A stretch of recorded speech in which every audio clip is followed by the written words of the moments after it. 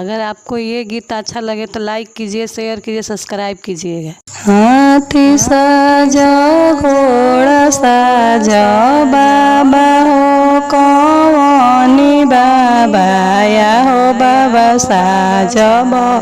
लुभाती बरी अतिया सजन घरवा छेकिली है से सुनी कौनी सुभावाला रोना घोटेली बा रोना बान्हेली अरे माई कैसे पिया पर बोधबो ससुर घर छेकिली हले चलले कौनी बाबा भजन बाजाई हो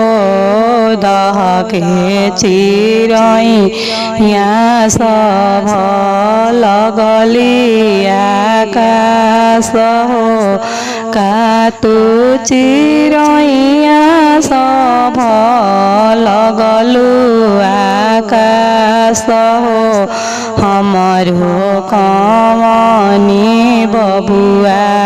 बियान जाले हो हमारो कवनी दुल्हा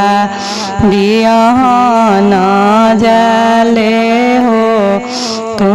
तो चल बाबू गौरी बियान दूध के लिखियो न देला दूधवा के लिखी दी है भैया हो कौनी भैया उहे भैया लहे दिनवा पार पथल के छतिया तोरे कौनी दुल्हा उलटीन ताकेला माई तोरे खार बबुल तर बहिनी अचानक रे माई तोहरो खार बबुल तर बहिनी अचानक।